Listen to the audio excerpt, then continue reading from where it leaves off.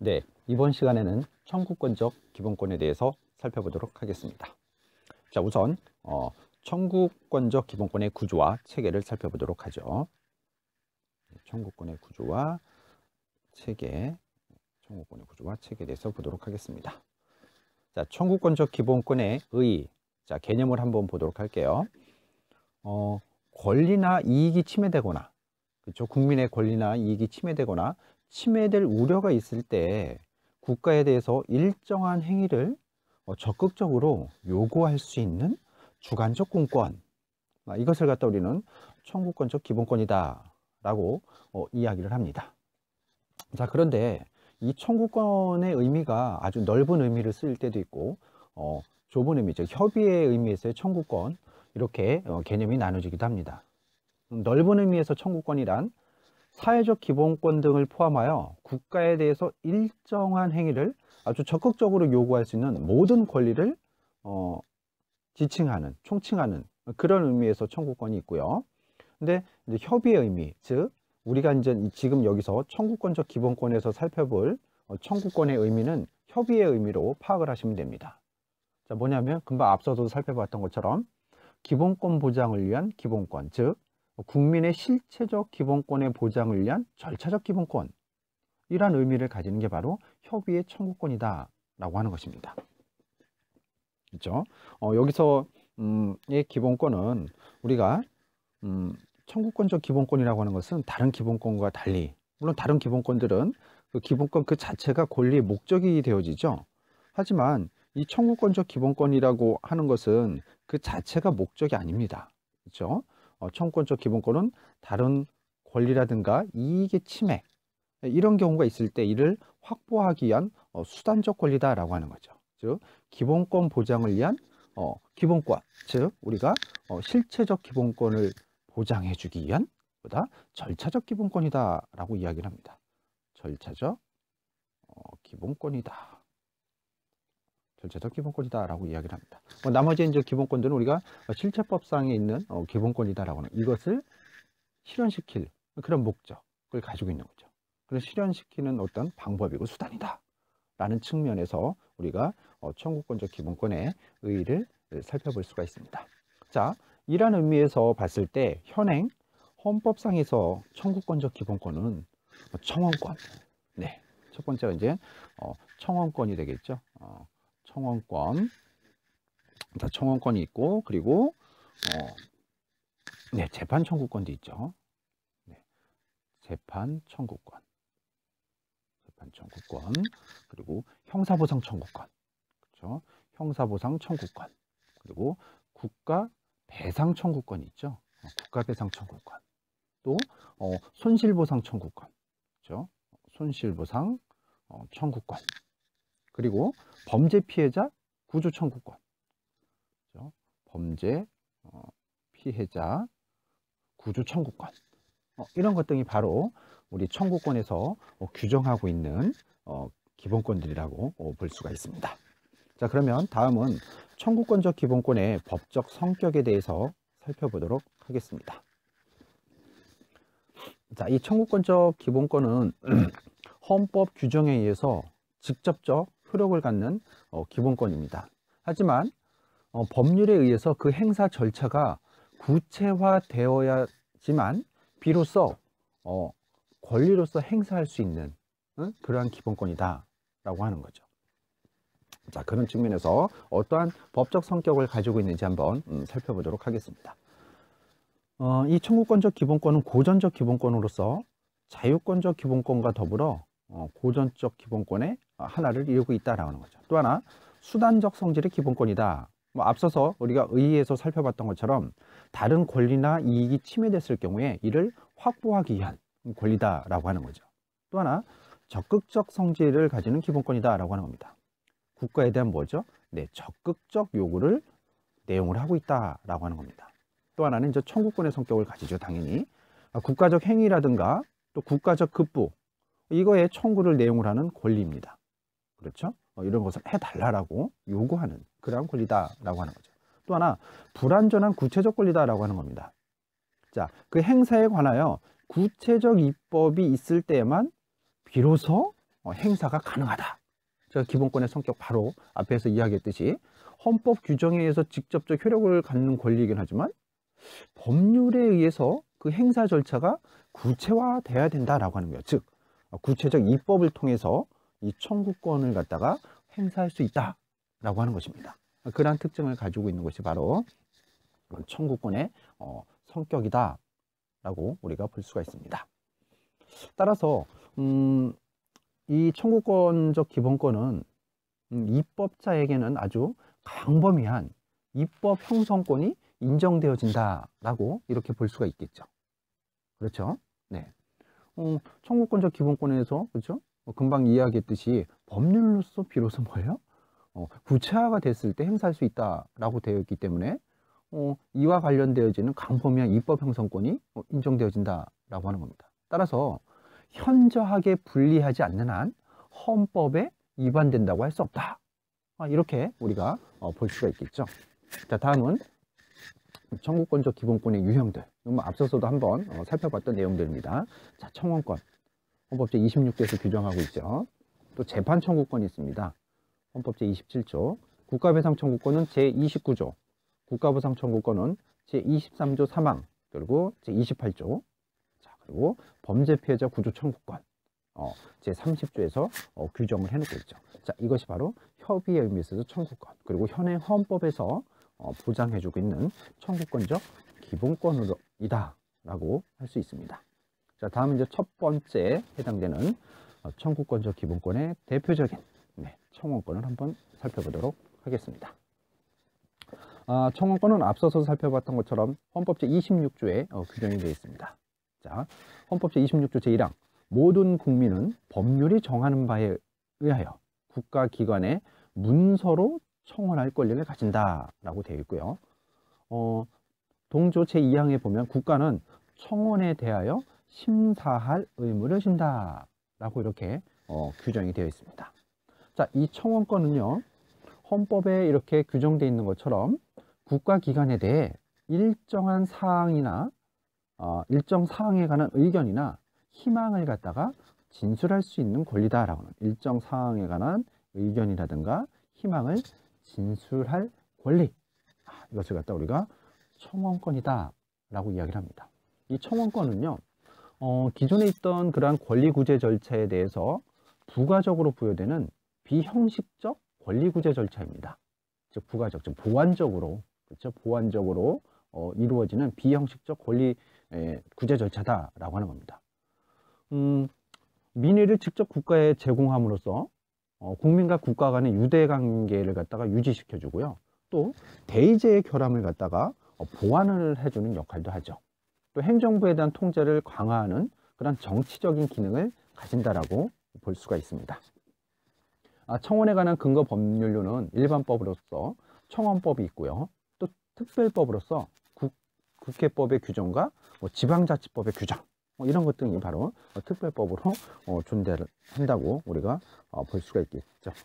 자, 어쨌든 재판제도가 정비되지 않고 또 의회제도가 정비되지 않은 시대에서는 이 청원권이라고 하는 것이 개인의 권리구제 수단 기능뿐만 아니라 정치에 관한 국민의 의견을 전달해주는 아주 중요한 수단이었다라고 하는 거죠.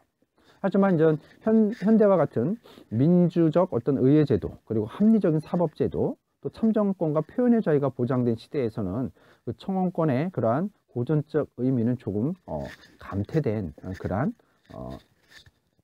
현황이다라고 볼 수 있습니다. 네, 다음은 청원권의 법적 성격을 한번 보도록 하겠습니다. 다소설의 입장에 보면 복합적 성격의 권리를 가진다라고 볼 수 있습니다. 자, 자유권, 소극적 측면에서 청원의 자유를 가진다고 볼 수 있고요. 청구권이라고도 볼 수 있겠죠. 적극적인 측면에서는 국가기관에 대한 일정한 행위를 요구할 수 있는 권리죠. 그래서 자유권과 청구권의 성격을 가지고 있다라고 볼 수 있겠죠. 그래서 자유권설, 혹은 참정권설, 복합적 권리설의 대립이 있습니다. 자, 청원권은 소극적 측면에서는 청원의 자유를 보장하는 것, 그리고 적극적인 측면에서는 국가기관에 대해서 일정한 국가적 행위를 요구할 수 있다라고 하는 것을 내용을 하고 있죠. 따라서 청원권은 자유권과 청구권, 이러한 참정권의 성격을 복합적으로 가지는 그러한 성격의 권리다라고 보는 것이 타당하다고 볼 수 있겠죠. 여기는 뭐 당연히 뭐 참정권에도 해당이 되죠. 아까 분명히 기능에서 우리가 살펴봤듯이 청원권과 관련된 기능에서 정치에 국민들이 이렇게 참여하는 그런 부분들, 물론 지금은 다양한 제도들이 들어와서 그런 부분들이 조금 쇠퇴하긴 했지만 그러한 어떤 기능도 가지고 있다고 봤었죠. 그러니 자유권, 청구권의 성격, 거기에 참정권의 성격도 조금 아울러 가지고 있는 것으로 우리가 파악을 하는 것이 좋다라고 합니다. 자, 다음은 주체입니다. 청원권의 주체. 헌법 규정에서는 국민으로 우리가 규정이 되어 있죠. 우리가 청원권의 주체와 관련된 부분에서는 국민으로 우리가 규정을 해놓고 있습니다. 하지만 그 성질상 외국인이라든가 법인에게도 인정을 할 수 있다라고 하는 겁니다. 당연히 그렇겠죠. 성질상 법인이라든가 단체도 그렇죠. 그리고 외국인 그리고 그러한 법인에게도 인정을 할 수 있다라고 하는 겁니다. 공무원이라든가 군인 이들도 청원을 할 수는 있습니다. 청원을 할 수 있습니다. 하지만 사실상 노무에 종사하는 공무원을 제외하고는요, 직무와 관련된 집단적인 어떤 청원 이런 것 등은 할 수가 없다라고 하는 거죠. 이런 내용들은 할 수가 없다라고 보고 있습니다. 국가공무원법 제66조 제1항에 나오죠. 그와 관련된 제한이 되는 사유가 있다는 거죠. 청원의 주체, 청원권의 주체는 잘 알아두시고 공무원, 군인, 수용자도 청원을 할 수 있다. 하지만 사실상 그런 노무에 종사하는 공무원을 제외하고는 직무와 관련된 청원이라든가 혹은 집단적인 청원, 그렇죠? 직무와 관련된 거, 또 집단적인 거, 직무와 관련되거나 집단적인 그런 청원은 불가하다, 할 수 없다. 국가공무원법, 그렇죠? 국가공무원법 몇 조? 제66조 제1항에 의해서 불가하다라고 하는 내용도 주체에서 조금 알아두시면 좋을 것 같습니다. 다음은 이제 청원권의 내용을 살펴보겠는데요. 그 전에 청원과 옴부즈맨 제도에 대해서 간단히 한번 살펴보고 가도록 하겠습니다. 청원권과 옴부즈맨 제도에 대해서. 자, 옴부즈맨 제도에 대해서 한번 이걸 줄여놓고 옆에 한번 좀 필기를 하면서 잠깐 보도록 하겠습니다. 자, 청원, 그렇죠? 청원과 옴부즈맨 제도, 옴부즈맨 제도. 제가 워낙 글씨를 잘 못 써서 이해를 해주시기 바랍니다. 청원권을 실효적으로 보장하기 위한 제도가 바로 옴부즈맨 제도다라고 하는 거죠. 청원권을 실효적으로 보장하기 위한 것, 그렇죠? 그것이 바로 옴부즈맨 제도다라는 거죠. 청원권을 실효적으로 보장하기 위한 제도가 옴부즈맨 제도다라고 하는 겁니다. 이것은 원래 스위스에서 유래했던 것이죠. 그래서 의회에서 임명한 기관인 옴부즈맨이 집행부의 업무 수행과 관련된 어떤 비리라든가 인권 침해를 독립적으로 조사 보고함으로써 시정을 권고하는 제도입니다. 자, 스웨덴에서 유래했다는 거죠. 그렇죠? 스웨덴에서 유래한 것인데 이거의 특징은 뭐예요? 의회에서 임명을 한다는 겁니다. 그렇죠? 의회에서 임명을 하고 이러한 이렇게 임명을 되어진 사람들이 집행부의 업무 수행, 집행부의 업무 수행, 그렇죠? 업무 수행에 있어서 비리라든가 인권의 침해, 그렇죠? 인권의 침해, 이러한 사항들을 어떻게 독립적인 위치에서, 즉 독립적으로 조사, 보고, 그렇죠? 이렇게 해서 그러한 것들을 뭐예요? 시정할 수 있도록 시정을 권고하는 제도다라고 하는 겁니다. 뭐 우리나라에도 그 유사한 제도로서 흔히 부패방지법상의 국민권익위원회가 있죠. 그렇죠? 그리고 시민고충처리위원회, 그렇죠? 이런 것들도 대통령이라든가 지자체장에서 이제 구성이 되어지고 행정부 산하에 이제 위치하게 되죠. 그래서 대내적인 감독 수행을 한다. 이런 점에 있어서는 사실 어떻게 보면 엄밀한 의미의 옴부즈맨이다라고 하기에는 조금 미흡한 부분이 있다라고 하는 거죠. 국민권익위원회는 국무총리 소속이 되어지고 그 위원은 대통령이 임명 또는 위촉을 하게 돼 있죠. 그리고 또 지방자치단체에서는 이제 시민구청처리위원회를 이렇게 두는데 이것이 옴부즈맨의 전통적인 그런 의미로 보기는 조금은 미흡한 부분이 없지 않아 있다라고 우리가 볼 수가 있겠습니다. 자, 다시 이게 이제 청원과 관련돼서는 옴부즈맨 제도도 잘 알아두시기 바랍니다. 네, 이 내용을 옆으로 밀어놓고 그리고 다른 자료를 조금 보도록 하겠습니다. 자, 이제 청원권의 내용, 청원권의 내용에 대해서 한번 살펴보도록 하겠습니다. 자, 청원권의 내용을 이제 구체적으로 한 번 더 살펴보겠는데요. 어떠한 내용들을 가지고 있는지 한번 보도록 하겠습니다. 첫 번째, 청원 사항이 되겠죠. 그렇죠? 청원 사항이 무엇이냐라고 하는 부분, 그 부분 한번 보도록 하겠습니다. 청원 사항이 어떤 게 있느냐? 자, 청원법이 있죠. 우리가 청원과 관련돼서는 청원법. 우리가 이런 청구권적 기본권에서는 뭐라 했죠? 비로소 법률로서 구체화된다라는 이야기를 했어요. 그래서 청원과 관련돼서는 청원법이 있습니다. 청원법 제4조에 보면 청원은 다음 각 호의 어느 하나에 해당하는 경우에 하나야 할 수 있다라고 되어 있습니다. 그래서 뭐 피해의 규제 그리고 공무원의 비위와 관련되어진 내용을 시정하거나 또는 공무원에 대한 징계나 처벌 이런 것을 이제 요구할 수 있겠죠. 또 법률이라든가 명령, 규칙의 재개정 또는 폐지 그리고 공공의 제도 또는 시설의 운영과 관련되어진 부분 그 밖에 국가기관에 속하는 국가기관 등의 권한에 속하는 사항으로 보고 있습니다. 공공기관이 아니라 국가기관의 권한에 관련된 사항이다라는 거죠. 청원법 제4조를 제가 한번 불러드리도록 하겠습니다. 청원과 관련되어지는 사항은 청원법 제4조, 4조의 내용입니다. 자, 1호 피해의 구제, 2호 공무원의 위법 부당한 행위에 대한 시정이나 징계의 요구, 3호 법률, 명령, 조례, 규칙 등의 제정, 개정 또는 폐지, 4호 공공의 제도 또는 시설의 운영, 5호 그 밖에 국가기관 등의 권한에 속하는 사항. 자, 이런 것들이 바로 청원에 해당되는 사항들이라고 우리가 볼 수가 있겠죠. 또 청원의 수리 대상이 될 수 없는 것들이 있습니다. 청원의 불수리에서 나오는 것이 청원법 제5조에 규정이 되어 있습니다. 청원법 제5조에 청원의 불수리와 관련된 내용들이 나옵니다. 5조 제1항 보면 청원이 다음 각 호의 어느 하나에 해당하는 때에는 이를 수리하지 아니한다라고 되어 있습니다. 자, 1호가 감사, 수사, 재판, 행정심판, 조정, 중재 등 다른 법령에 의한 조사, 불복 또는 구제 절차가 진행 중일 때 2호 허위의 사실로 타인으로 하여금 형사처분이라든가 징계처분을 받게 하거나 국가기관 등을 중상모략하는 사항일 때 3호 사인 간의 권리관계 또는 개인 내 사생활에 관한 사항일 때 4호 청원인의 성명이라든가 주소 등이 불분명하거나 청원 내용이 불명확할 때 그렇죠? 청원 내용이 불명확한 때 이럴 때 청원을 수리하지 않는다라고 하는 법 규정이 있습니다. 이럴 경우 이제 청원 수리가 안 되는 겁니다.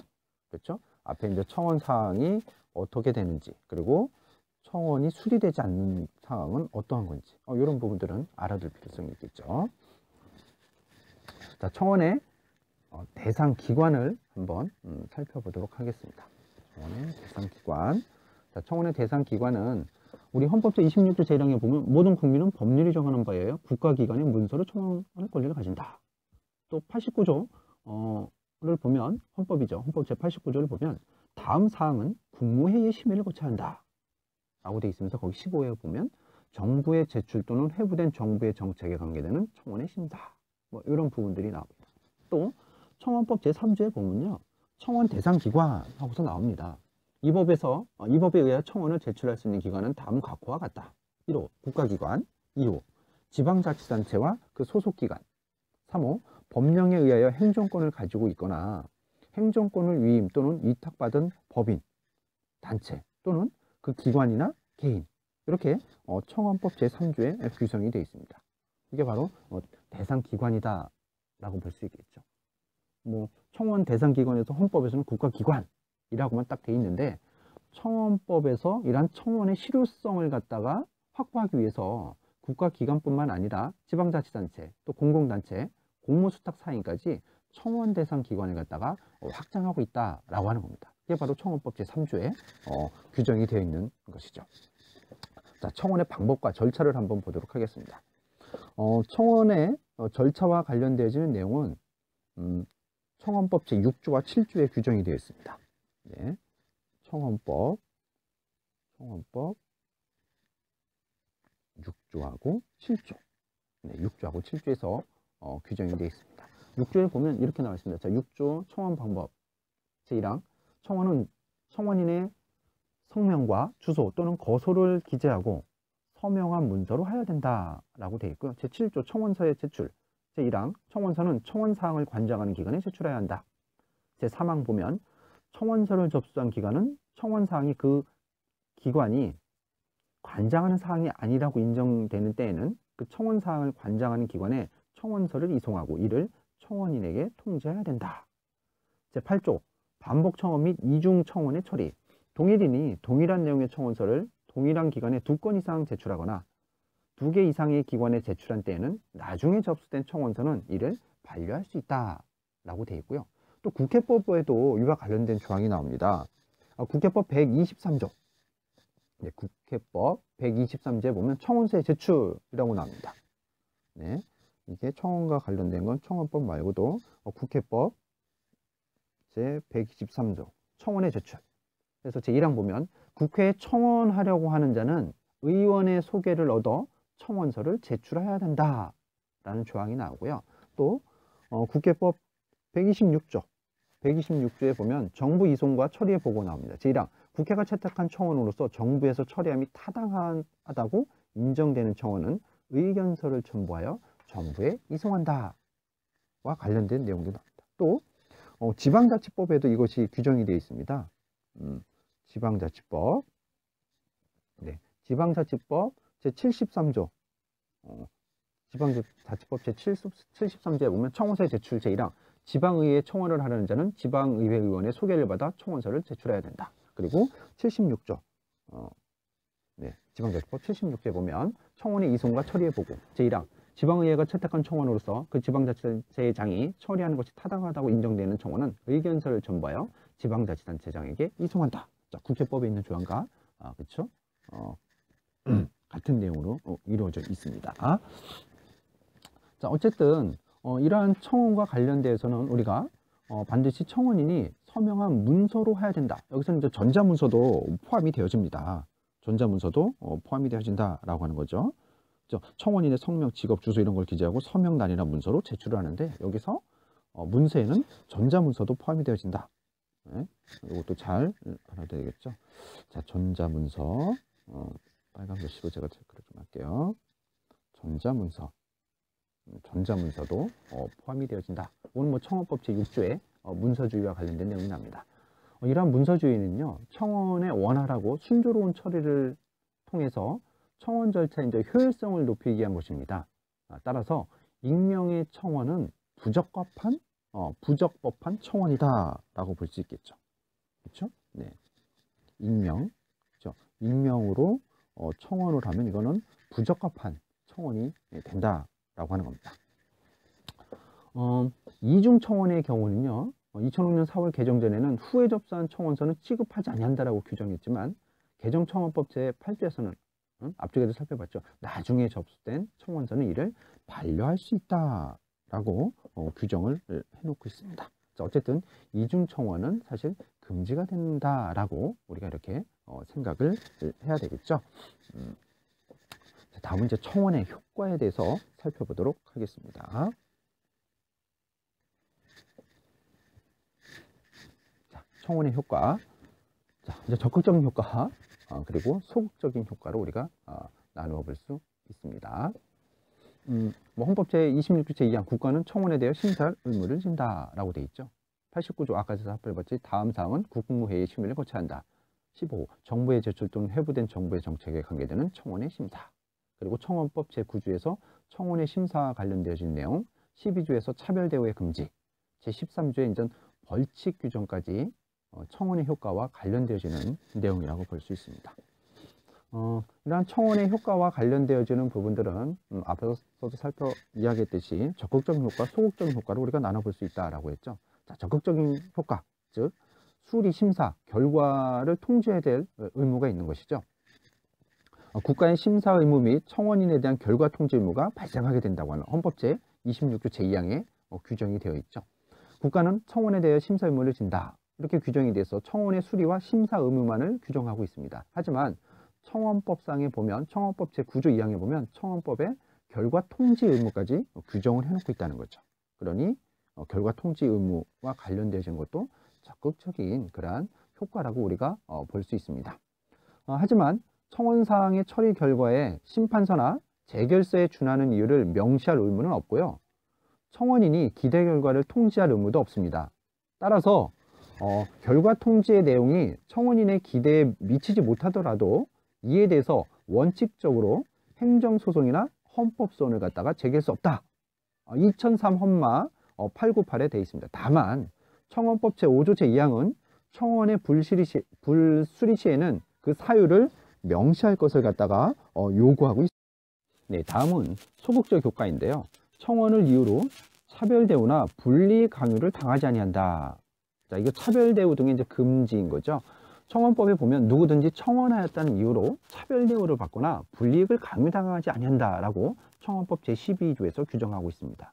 즉 청원권의 이제 자유권적 성격에서 나오는 효과로서 이 청원권이라는 국민이 청원을 통해서 국가기관에게 자유롭게 접근할 수 있는 그러한 가능성을 보장하기 위한 그런 측면이 있는 거죠. 자, 이런 측면에서 우리가 소극적 효과를 가지고 있다라고 하는 겁니다. 자, 청원권의 제한입니다. 청원권도 뭐 당연히 헌법 제37조 제2항에 따라서 법률로서 제한이 가능하겠죠. 그렇죠? 일반적인 법률 유보에서 의해서 제한이 가능하다라고 하는 겁니다. 앞서 봤던 뭐 청원 금지 사항도 있고 이중 청원 금지 이러한 요소들이 여기에 해당이 되는 것들이겠죠. 또 이러한 청원권 제한에도 과잉 금지 원칙을 준수해야 되겠죠, 당연히. 그리고 본질적 상해 침해 금지, 그렇죠? 이것도 당연히 요청되는 것이다. 즉 본질적 내용 침해 금지 원칙을 준수해서 법률로서 제한할 수 있다. 이렇게 우리가 볼 수가 있겠습니다.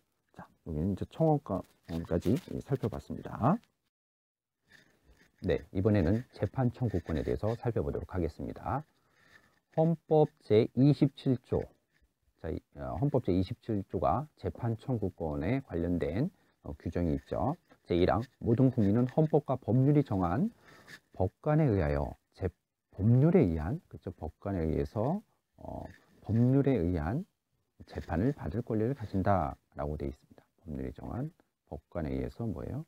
법률에 의한 재판을 받을 권리를 가지게 된다라고 되어 있습니다. 그리고 제2항, 군인 또는 군무원이 아닌 국민은 대한민국의 영역 안에서는 중대한 군사상의 기밀, 초병, 초소, 유독 음식물 공급, 포로, 군용물에 대한 죄 중 법률이 정한 경우와 비상계엄이 선포된 경우를 제외하고는 군사법원의 재판을 받지 아니한다라고 규정이 되어 있습니다. 제3항, 모든 국민은 신속한 재판을 받을 권리를 가진다라는 게 규정이 되어 있죠. 그리고 형사 피고인은 상당한 이유가 없는 한 지체 없이 공개 재판을 받을 권리를 가진다라고 되어 있고, 제4항, 형사 피고인은 유죄의 판결이 확정될 때까지는 뭐예요? 무죄로 추정된다라고 되어 있습니다. 또 신체의 자유에 관한 무죄 추정의 원칙하고 관련이 되어 있죠. 그리고 제5항, 형사 피해자는 법률이 정하는 바에 의하여 당해 사건의 재판에서 진술할 수 있다라고 이렇게 규정이 되어 있습니다. 뭐 이외에도 헌법 제107조, 여기서는 명령 규칙 또는 처분이 헌법이나 법률에 위반되는 여부가 재판의 전제가 된 경우에는 대법원은 이를 최종적으로 심사할 권한을 가진다. 거기에 제3항, 재판의 전심 절차로서 행정심판을 할 수 있다. 행정심판의 절차는 법률로 하되 사법 절차가 준용되어야 된다. 또 110조에 보면 제1항, 군사재판을 관할하기 위해 특별법원으로서 군사법원을 둘 수 있다라고 되어 있고요. 제2항 보면 군사법원의 상고심은 대법원에서 관할한다. 그리고 제4항, 비상계엄하에 군사재판은 군인, 군무원의 범죄나 군사에 관한 간첩죄의 경우와 초병, 초소, 유동식물 공급, 포로에 관한 제중, 법률이 정한 경우에 한하여 단심을 할 수 있다. 다만 사형을 선고한 경우에는 그러하지 아니하다 라고 이렇게 규정이 되어 있습니다. 헌법 규정하면 사실 27조를 가장 많이 떠올리고 근거 규정으로 우리가 살펴보고 있죠. 자, 다음은 재판 청구권의 의의를 한번 보도록 하겠습니다. 이 재판 청구권은 법률에 따라서, 그렇죠, 아까도 살펴봤죠. 그리고 독립된 법원에 의한 적정하고 공평 그리고 신속 경제적인 재판을 받을 권리를 의미한다. 이렇게 우리가 볼 수가 있습니다. 자, 재판 절차를 규율하는 법률과 재판에 적용될 실체 법률이 모두 합헌적인 법률에 의한 재판을 받을 권리다 라고 하는 겁니다. 또 비밀 재판을 갖다가 인정하고 있지 않죠. 배제합니다. 국민들의 감시하에 심리와 판결을 받음으로써 공정한 재판을 받을 권리, 그렇죠? 우리가 이제 공개 재판을 하게 되죠. 그러니까 공정한 재판을 받을 권리를 가지게 되는 거. 이런 것들이 바로 재판 청구권이다 라고 하는 겁니다. 어쨌든 이 재판 청구권은요, 국민의 기본적인 인권을 보장하고 법적 정의를 실현하기 위해서 사법 절차의 제공을 요구할 수 있는 권리다라고 하는 거죠. 이런 것을 실현하기 위해서 사법 절차에 의해서 이렇게 하자라고 하는, 즉 사법적 제공을 요구할 수 있는 권리다라는 거죠. 따라서 여기서 이야기하는 재판이라고 하는 것은 중립적인 법원이 사실의 확정 및 법률의 해석 적용을 통해서 분쟁을 해결하는 공권적인 판단 작용이다, 이렇게 이야기할 수 있습니다. 그렇죠? 그래서 우리가 재판을 한다고 하는데 이 재판이라고 하는 게 뭐냐라고 하는 거죠. 개념을 살펴보면 권리가 침해되거나 분쟁이 발생했을 경우 중립적인 법원이, 그렇죠? 중립적인 법원이 사실을 확인하고, 그렇죠? 사실을 확정돼야 되겠죠. 법원이 사실을 확정줘야 되고, 법률을 뭐예요? 해석하고, 법률을 적용해야 되겠죠. 그렇죠? 해석 적용합니다. 그래서 어떻게 해요? 해석 적용해서 문제를 해결하는 거죠. 그렇죠? 분쟁을 해결하는 이러한 공권적인 판단 작용이다 라고 하는 거죠. 이것이 바로 이제 재판의 개념이다, 이렇게 우리가 볼 수 있는 거죠. 자, 다음은 재판 청구권의 법적 성격을 한번 보도록 하겠습니다. 자, 이것도 역시 적극적인 측면과 소극적인 측면, 두 가지 측면으로 우리가 나눠서 볼 수 있습니다. 그래서 뭐 양면적 권리의 성격을 가진다라고 볼 수 있겠죠.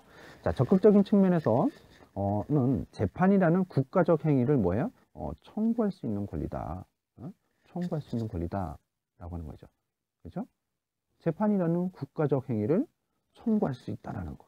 그러한 측면에서 적극적이다라고 합니다. 자, 소극적인 측면에서는요, 헌법과 법률이 정한 법관이 아닌 자에 의한 재판, 또 법률에 의하지 않은 재판을 받지 아니할 권리, 그렇죠? 이런 것도 같이 함께 가지고 있다라는 거죠. 우리가 헌법재판소 96헌파 4에서 이렇게 판시를 해두고 있습니다. 그래서 소극적인 측면과 적극적인 측면이 있다. 두 가지 측면이 다 있죠, 그죠? 우리가 봐도 그런 내용들이 다 여기 있습니다. 또 재판 청구권은요, 권리보호 절차의 개설, 또 그러한 개설된 절차의 접근의 효율성에 관한 절차법적 요청으로서 권리 구제 절차 내지 소송 절차를 규정하는 절차법에 의해서 구체적으로 형성되어지고 제한된다라고 이야기를 합니다. 이거는 2000헌가 12에서 이렇게 판시를 하고 있습니다. 당연히 그렇죠. 절차법에 의해서 구체화되고 구체적으로 형성되고 제한되어진다, 이렇게 우리가 볼 수 있겠죠. 자, 재판 청구권의 주체를 보도록 할게요. 자, 기본권의 주체가 되는 자는 누가 될까요? 뭐 헌법 제 27조 제1항 보면 재판 청구권의 주체를 국민으로 우리가 규정을 해놓고 있죠. 그렇죠? 그런데 재판 청구권은 기본권이 침해된 경우에 그 회복 또는 구제를 위한 권리이기 때문에 기본권의 주체가 될 수 있는 자는 누구나 그 주체가 될 수 있다라고 하는 겁니다. 주체를 국민으로 규정하고 있지만 헌법 제27조 제1항에서 실질적인 내용에서 본다면 침해된 기본권을 회복시켜줘야 되니까 기본권의 주체가 될 수 있는 자는 누구나 그 주체가 될 수 있다라고 하는 거죠. 따라서 국민뿐만 아니라 그렇죠? 외국인도 해당이 되겠죠. 그리고 뭐예요? 법인도 주체가 될 수 있겠죠. 단체도 되고, 그렇죠? 사법상의 결사도 인정되어지고, 그렇죠? 그리고 공법상의 공법인도 해당이 되어지고, 그렇죠? 공법인도 해당이 되어진다라고 하는 거죠. 그래서 재판 청구권의 주체가 다 될 수 있다라고 하는 겁니다. 자, 다음은 재판 청구권의 내용에 대해서 한번 살펴보도록 하겠습니다. 자, 재판 청구권의 내용은요, 헌법과 법률에 의해서 임명되고 물적 독립과 인적 독립이 보장되어진 그러한 법관에 의한 재판을 받을 권리, 그렇죠? 또 합헌적인 실체법과 절차법에 따른 재판을 받을 권리, 그리고 세 번째, 법관에 의한 최소한 한 번의 사실관계 및 법률관계에 관한 판단을 받을 권리, 그렇죠? 그리고 공정하고 신속한 공개 재판을 받을 권리, 이러한 것들을 다 포함하는 것이 바로 재판 청구권이다 라고 하는 겁니다. 자, 처음 해당되는 재판을 받을 권리를 한번 보도록 하겠습니다. 헌법과 법률이 정한 법관에 의한 재판을 받을 권리인 거죠. 그렇죠? 그러한 재판을 받을 권리에 대해서 살펴보도록 하겠습니다. 자, 재판을 받을 권리의 내용을 쭉 보면 이런 거죠. 헌법과 법률이 정한 법관, 이건 뭐냐? 자, 이런 헌법과 법률이 정한 법관이라는 것은요, 헌법과 법률에 의해서 임명이 되어지고 또 물적, 인적 독립이 보장된 법관, 이것을 의미하는 겁니다. 그래서 중립적이고 독립된 법원만이 사법 기능을 제대로 수행할 수 있다는 거죠. 따라서 헌법과 법률이 정한 법관의 보장은 사법의 독립성 그리고 중립성 보장에 기여하는 아주 중요한 그러한 규정이다 라고 볼 수 있겠죠. 자, 여기 보면 재판을 받을 권리의 내용들을 보면 재판 청구권의 행사 요건, 당사자 적격을 가져야 되겠죠, 당연히. 그리고 권리 보호를 위한 사건이 있어야 되는 거고, 그렇죠? 소의 이익이 있어야 된다라고 하는 겁니다. 자, 이러한 재판 받을 권리의 유형은 민사, 형사, 행정, 그리고 뭐예요? 헌법재판 청구권, 이런 유형으로 재판을 받을 권리가 나타나겠죠. 그리고 대법원의 재판을 받을 권리는 상고심 인정 여부는 입법 정책의 문제이긴 하지만 그 전면 봉사하는 것은 이혼의 소지가 있다라고 하는 거죠. 또 군사재판을 받지 않을 권리, 이제 일반 국민은 특별한 경우에는 군사재판을 받지 않는다. 당연히 그렇겠죠. 재판을 받을 권리 내용은 이러한 것들이 포함이 되어집니다. 네, 이제 앞서서도 같이 재판을 받을 권리와 관련돼서 헌법과 법률이 정하는 법관에 의한 재판을 받을 권리를 제가 좀 설명을 좀 했었는데요. 여기서 구체적인 내용들을 좀 더 살펴보도록 하겠습니다. 자, 헌법과 법률이 정한 법관, 그렇죠? 이러한 법관에 의한 재판을 받을 권리에 해당되는 거죠. 그래서 헌법과 법률이 정한 재판이란 어떤 것이냐, 앞서도 살펴봤지만 적법한 자격이 구비가 돼 있어야 되겠죠, 그렇죠? 적법한 자격을 가지고 있어야 된다. 헌법과 법률에 의해서 이제 임명이 돼야 되겠죠, 그렇죠? 네, 그리고 임기와 정년, 신분 보장, 그리고 직무상 독립된 법관이어야 된다. 아까 이제 물적 그리고 인적 독립과 관련된 내용을 이야기를 했었죠. 그래야지만 사법 기능을 제대로 수행을 할 수 있다라고 하는 겁니다. 따라서 헌법과 법률이 정한 법관의 보장이라는 것은 사법의 독립성과 중립성의 보장에 기여하는 아주 중요한 규정이다. 이렇게 봐야 된다는 이야기를 했었죠. 자, 즉결 심판이라든가 그리고 가사 심판, 보호 처분, 약식 절차 이런 것들도 있겠죠. 자, 불복 시에 정식 재판이 보장되기 때문에 재판 청구권 침해가 아니다라고 본다는 거죠. 다음부터 이제 배심 심판이 있습니다. 법관이 아닌 배심원 그리고 참심원이 사실심이 아닌 법률심까지 관여할 경우에는 위헌이 되어진다 이렇게 보고 있습니다. 또 군사재판을 한번 볼게요. 군사재판. 현역 군인 또는 군 판사에 의한 재판인 점에서 법관에 의한 재판은 아니지만 헌법상 군사법원에 의한 재판이 명문으로 규정되어 있고 또 상고심을 대법원으로 하고 있다는 점에서 위헌은 아니다. 이렇게 보고 있다는 거죠. 우리 앞쪽에서도 우리가 살펴봤었죠. 이 군사법원법상의 군사재판은 현역 군인 또는 군 판사에 의한 재판이라는 점에서 헌법과 법률이 정한 법관에 의한 재판은 아닙니다. 하지만 우리 헌법은 제110조 제1항에서 특별법원으로서 군사법원을 인정하고 있죠. 또 제27조 제2항에서는 군사법원에서의 예외적인 재판을 허용해주고 있습니다. 또 110조 제2항에서는 군사법원에 의한 재판의 상고심은 원칙적으로 대법원의 관할로 하고 있기 때문에 이러한 재판 청구권을 침해하는 것은 아니다 라고 이렇게 판시를 한 내용이 있습니다. 그게 93 헌바 25가 되겠습니다. 여기 이렇게 해서 판시를 하고 있습니다. 자, 이제 통고처분입니다. 통고처분은 재정범에 대한 국세청장, 그리고 뭐 교통범칙자, 경범죄 범칙자 등에 대한 경찰서장의 벌금, 과료, 몰수, 그렇죠? 이런 통고처분은 행정직 공무원에 의한 것이지만 승복을 발효권으로 하고 또 불복 시 정식 재판이라는 것이 보장되기 때문에 이런 것은 위헌이 아니다 라고 본다는 거죠. 자, 행정기관에 의한 재결과 결정, 이런 것은 어떻게 볼까요? 자, 행정심판의 재결 등 행정직 공무원에 의한 사법적 처분이지만 이런 것은 헌법상 재판의 전심 절차로서 이제 인정이 되어지는 것이고 또 정식 재판이 또 따로 보장되기 때문에 위헌이 아닌 것으로 우리가 보고 있다라고 하는 겁니다. 그렇죠? 네. 이런 측면을 우리가 좀 볼 수 있겠죠. 자, 다음은 법률에 의한 재판을 받을 권리에 대해서 살펴보도록 하겠습니다. 법률에 의한 재판을 받을 권리. 소송에 관한 절차법 및 소송에 적용되어지는 실체법, 이것이 모두 합헌적인 법률이어야 된다라고 하는 거죠. 당연히 그렇겠죠. 이런 것들은 우리가 합헌적인 법률이어야지 되지 않겠냐라고 하는 겁니다. 그렇죠? 자, 그래서 이런 법률에 의한 재판이라고 하는 것은 뭐 합법적인 실체법 그리고 절차법에 따라서 행해지는 그러한 재판, 그렇죠? 이것이 다 모두 포함이 되는 것이다 라는 거죠. 이것은 법치주의의 원리를 확인한 것으로서 자의와 자기 맘대로 자의와 전단에 의한 재판을 배제하기 위한 것이다 라는 것입니다. 뭐 헌법재판소에서도 법률에 의한 재판이란 합헌적인 실체법과 절차법에 따를 재판을 의미하므로 형사재판에 있어서 재형법정주의와 적법절차주의에 위반되지 않는 실체법과 절차법에 따라서 규율되어지는 그런 재판일 것을 요구하고 있다라고 판시한 바가 있습니다. 이거 역시 90헌바 35에서 이렇게 판시한 바가 있습니다. 자, 보면 실체법.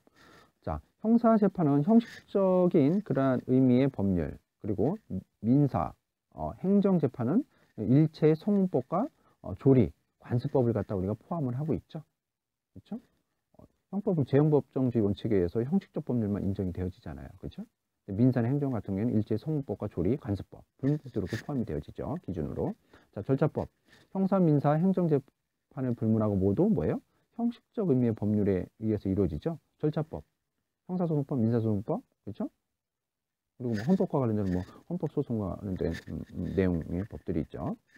자, 예외를 한번 보면 헌법상 대통령의 긴급명령권, 그렇죠? 그리고 소송 절차에 관한 대법원 규칙 및 헌법재판소 규칙, 이거 적용은 예외적으로 가능하다라고 하는 거죠. 자, 다음 신속한 공개 재판을 받을 권리. 신속한 공개 재판을 받을 권리를 한번 살펴보도록 하겠습니다. 자, 신속한 재판. 재판의 지연 여부는 사건의 내용, 또 심리의 곤란의 여부, 또 지연의 원인과 정도, 피고인에 대한 불리한 영향 등을 종합적으로 고려해서 판단을 해야 된다라고 하는 거죠. 그런 것을 고려해서 신속하게 우리가 재판을 해야 된다라고 하는 거죠. 다음 이제 공개 재판이겠죠. 재판의 심리와 판결을 이해관계에 없는 제3자에게 방청하게 하는 제도입니다. 이건 국가 안전보장이라든가 안전보장, 질서유지, 선량한 풍속 등 이런 것들을 위해서 이런 것 등을 위한 심리에 한해서는 비공개가 이제 가능할 수 있다는 거죠. 하지만 선고는 반드시 공개하도록 되어 있습니다. 그렇죠? 제3자에게 방청을 하기 위해서 공개를 해줍니다. 하지만 국가 안전보장이라든가 안녕질서 또 선량한 풍속 등을 위해서는 그런 심리는 비공개로 할 수도 있다라고 하는 거죠. 하지만 그러한 경우는 할지라도 선고는 반드시 우리가 공개를 해줘야 된다라고 하는 거죠. 다음은 공정한 재판을 받을 권리입니다. 앞쪽에서 이제 신속한 공개 재판, 그렇죠? 그것을 받을 권리에 대한 내용을 살펴본 것이고, 이제 공정한 재판, 그렇죠? 공정한 재판을 받을 권리와 관련되신 내용입니다. 뭐 앞서 살펴봤던 신속한 공개 재판을 받을 권리 같은 경우에는 헌법 제27조 제3항에 나오죠. 모든 국민은 신속한 재판을 받을 권리를 가진다 라고 규정을 해놓고 있습니다. 그래서 장기간의 재판 절차는 재판의 실체적인 타당성에도 불구하고 그 실효적 가치를 감소시키기 때문에 신속한 재판 절차만이 진정한 의미에서의 권리 보호를 갖다 제공한다라고 이야기를 할 수가 있습니다. 그렇죠? 그런 측면에서 우리가 신속한 재판을 받아야 된다는 겁니다. 다음은 공정한 재판을 받을 권리, 이와 관련된 내용을 살펴보도록 하겠습니다. 자, 일반적인 소송 절차에서는 당사자의 어떤 공격 그리고 방어에 필요한 대심 구조가 필요하게 되는 거죠. 당사자 중에 이제 구도변론주의 뭐 이런 것들 반드시 우리가 보장이 돼야 된다라고 하는 겁니다. 물론 이런 공정한 재판을 받을 권리에 관한 것은 명문의 규정에는 없습니다. 하지만 재판 청구권이 국민에게 효율적인 권리 보호를 제공하기 위해서는 법원에 의한 재판이 공정해야 한다라고 하는 것은 당연하다라고 하는 거죠. 따라서 공정한 재판을 받을 권리는 헌법 제27조의 재판 청구권에 의해서 우리가 보장이 된다 이렇게 보고 있습니다. 헌법재판소도 헌법에 공정한 재판에 관한 명문의 규정은 없지만 공정한 재판을 받을 권리를 국민의 기본권으로 보장하고 있다. 이런 내용들이 99 헌마 496, 2001 헌바 53에서 이렇게 판시를 해두고 있습니다. 명문의 규정은 없지만 인정을 하고 있다. 앞쪽에 있던 신속한 공개를 받을 권리 이런 건 명문의 조항이 있죠. 27조 제3항 아까 살펴봤었고 또 공개재판과 관련된 건 제27조 제3항 후문에 나오죠. 형사피고인은 상당한 이유가 없는 한 지체 없이 공개재판을 받을 권리를 가진다. 그렇죠? 그렇게 규정이 되어 있고 헌법 109조의 본문에도 이런 게 나와요. 재판의 심리와 판결은 공개한다. 이렇게 재판 공개주의와 관련된 내용들이 명문의 규정으로 되어 있습니다. 하지만 공정한 재판을 받을 권리는 명문의 규정은 없지만 당연히 이러한 재판 청구권, 헌법 제27조의 재판 청구권에 의해서 보장이 되고 있다. 보장된다라고 본다는 거죠. 이건 헌법재판소 입장도 그런 입장에서 보고 있습니다. 자, 비송 절차에서는 법원이 후견적, 감독적 입장, 그리고 항목적적 견지에서 재량권을 통해서 사인 간의 법률 관계를 형성시켜주는 비송사건, 가사소송이라든가 파산 절차, 그렇죠. 이럴 경우에 비공개와 대심이 아닌 임의적 구도 변론도 우리가 가능한 그런 형태로 우리가 보장을 해주고 있습니다. 이와 관련해서 이제 적법한 관할도 따져봐야 되겠죠. 헌법이나 법률에서 관할이 명문으로 규정된 경우 그 관할 위반은 위헌 또는 위법이 되어진다라고 명문에 규정이 돼 있으면 그걸 지켜야 된다라고 하는 거죠. 자, 형사 피해자의 이제 재판 절차 진술권이 있는데요. 재판 절차 진술권은 범죄 피해자가 당해 사건의 재판 절차에 출석해서 피해의 내용이나 그 의견을 갖다가 진술할 수 있는 권리를 의미합니다. 이 권리를 인정하는 이론적 근거는 진실의 발견, 그렇죠? 형법이 뭡니까? 실체적 진실을 밝히는 거죠. 또 피해에 대한 국가 구조 여부를 판단하기 위해서, 그렇죠? 그리고 양형 판단의 필요에 의해서 이런 재판 절차의 진술권을 갖다가 우리가 형사 피해자에게 인정을 해주고 있다라고 하는 겁니다. 자, 재판 청구권의 효력을 간단히 한번 살펴보도록 하겠습니다.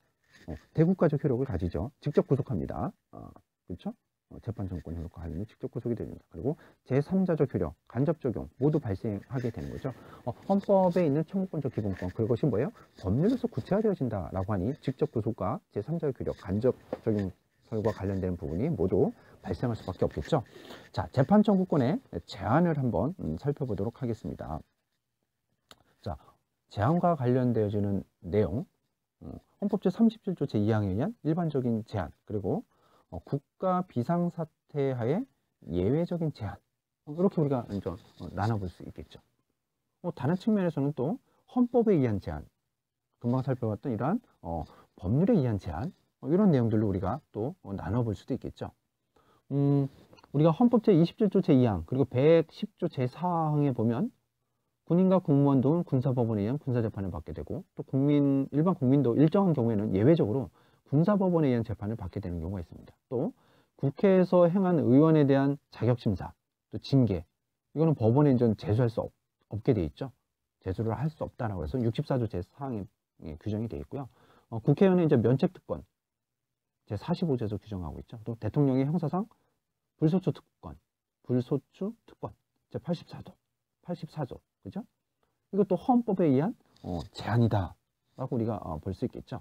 자, 법률에 의한 제한, 우리가 흔히 이야기하는 이제 헌법 제30조 제2항에 의한 이런 일반적인 제한이 되고, 또 국가 비상사태에서 예외적으로 할 수 있는 그런 형태들이 있겠죠. 자, 일반적인 제한입니다. 군사법원 재판, 그렇죠? 군인과 군무원, 일반 국민의 이제 군사상의 범죄, 여기서 다루고 있죠. 그리고 상고 제한과 관련되어 있는 3심 제한이죠. 사실심의 상고 제한, 사형이 아닌 군사재판의 이제 단심제, 이런 것도 영향에 해당됩니다.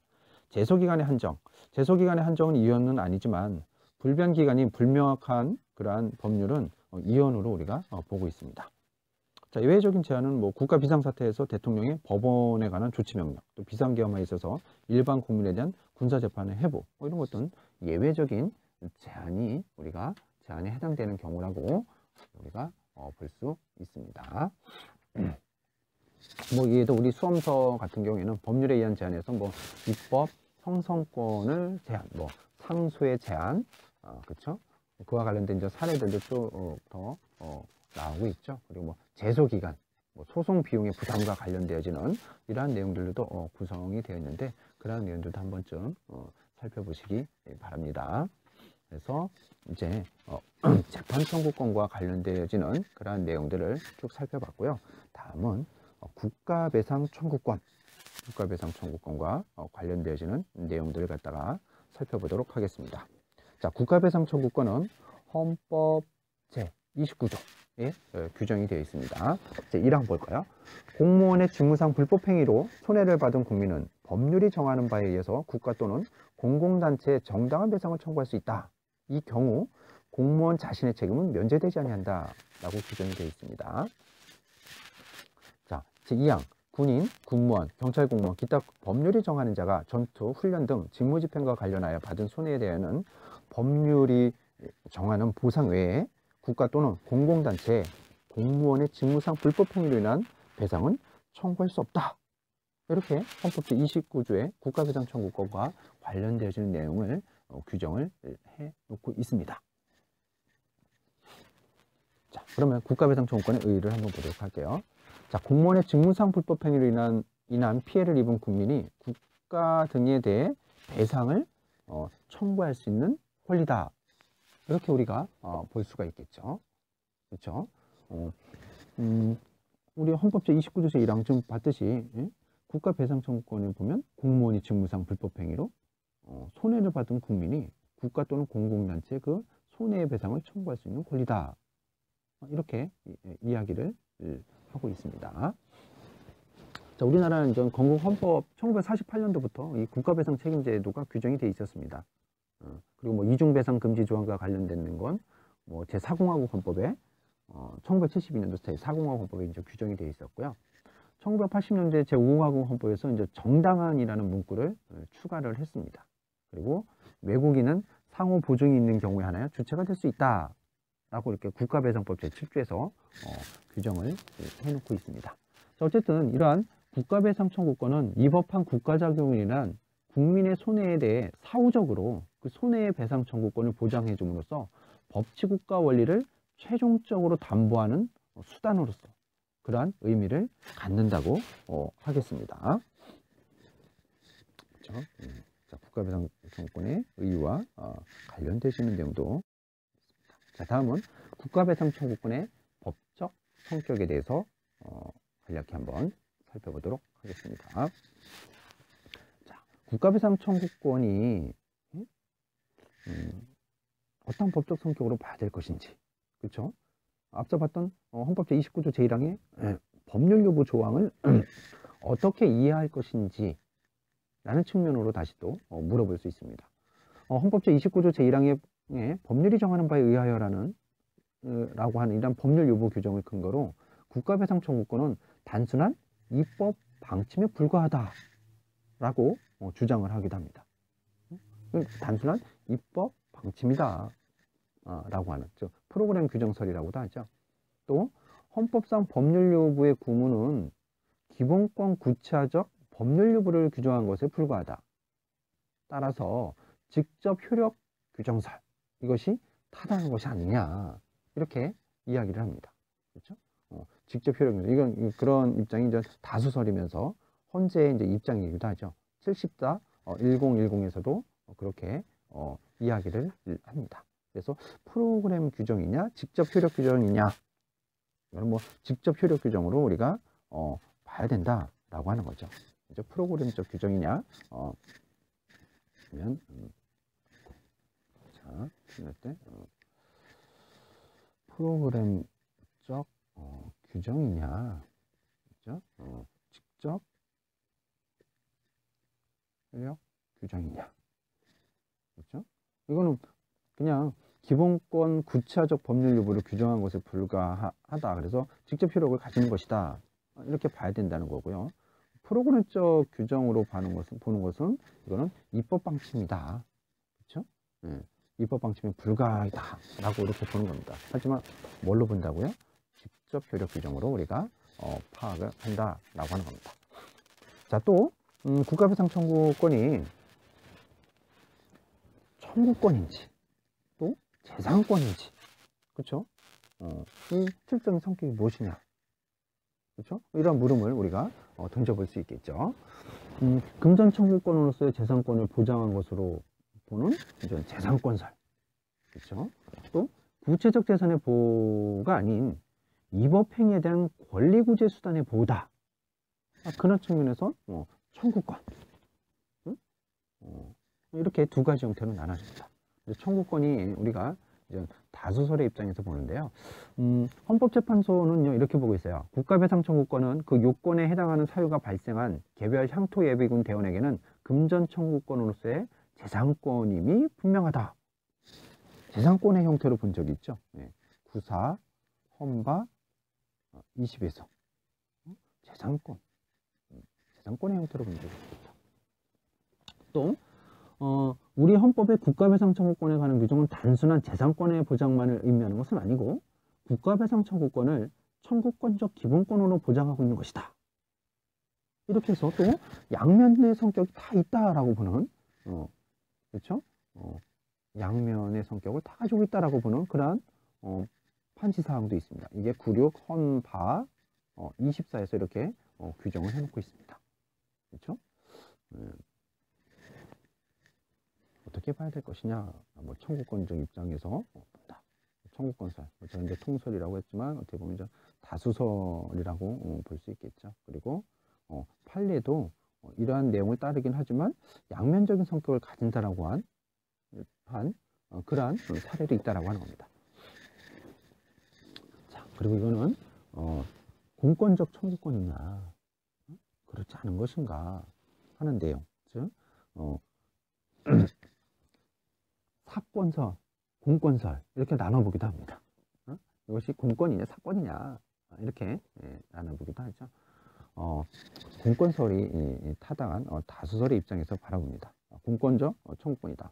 사법상 손해배상 청구권과는 달리 공법상의 국가배상을 청구할 수 있는 주관적 공권이다. 이렇게 보고 있습니다. 자, 국가배상 청구는 당연히 공법관계에 이루어지는 거죠. 단체주의적 공평부담 원칙에 의한 행정주체의 배상 의무에 관한 법관계다. 이렇게 우리가 볼 수가 있습니다. 자, 다음은 국가배상 청구권의 이제 주체와 관련된 내용을 살펴보도록 하겠습니다. 주체. 네. 이게 움직이죠? 화면 내용이 쭉 움직이질 않네요. 잠시 수정을 하고 제가 다시. 네, 이제 됐습니다. 자, 국가배상 청구권의 주체. 권리의 성질상 원칙적으로 뭐예요? 네, 국민에게만 주체성을 갖다 우리가 인정을 하게 되겠죠. 국민에게만 인정을 하게 된다.